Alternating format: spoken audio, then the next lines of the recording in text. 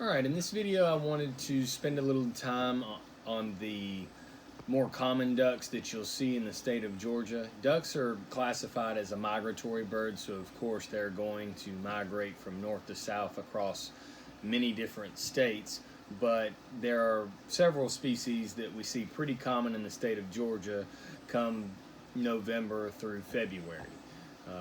Ducks are classified into two different categories. There are dabbling ducks and diving ducks.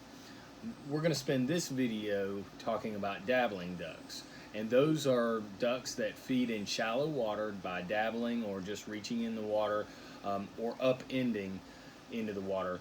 Diving ducks, conversely, are those that dive into the water. They go completely under the water to get their food. So the first dabbling duck that I wanted to spend some time on was the wood duck. Wood ducks are pretty common in the state of Georgia.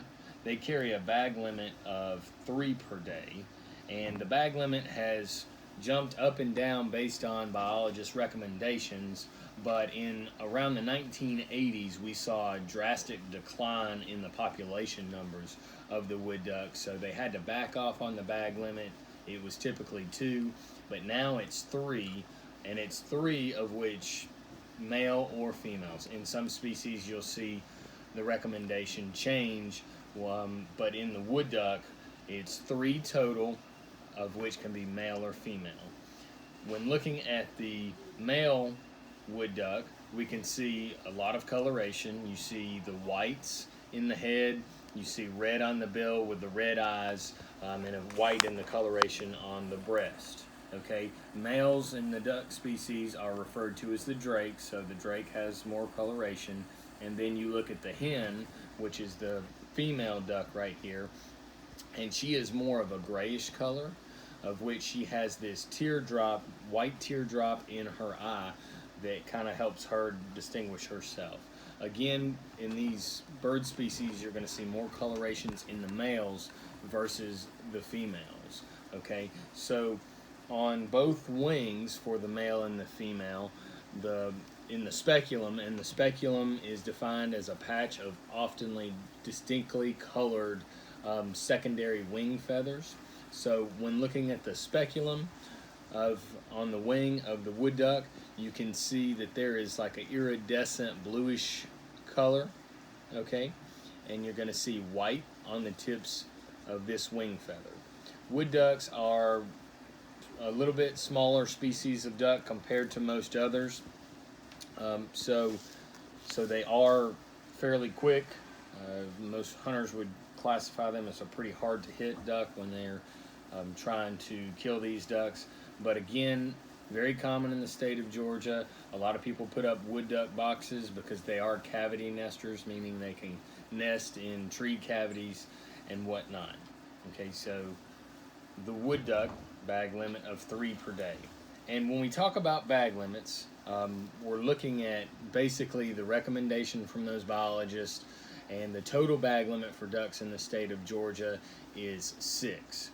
That's been pretty much the same throughout the past 20 years, and that's 6 total ducks, but then you'll have some other subspecies that have distinct numbers like we just saw in the wood duck. And again, like we'll see in this next species, which is the mallard duck. In the mallard, we can see a lot of nice coloration in the males. Of course, one of the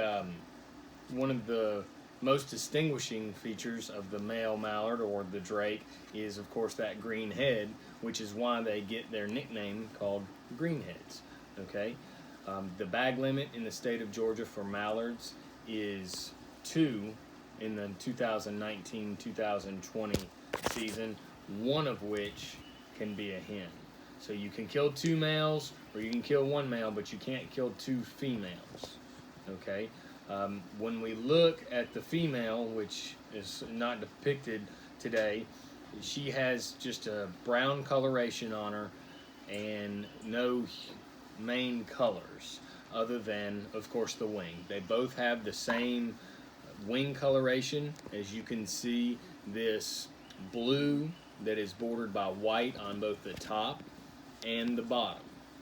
Okay, the mallards are very popular. They just backed off on the bag limits. It used to be 4, but now it is, in the 2019-2020 season, it is 2, one of which can be a hen. Okay.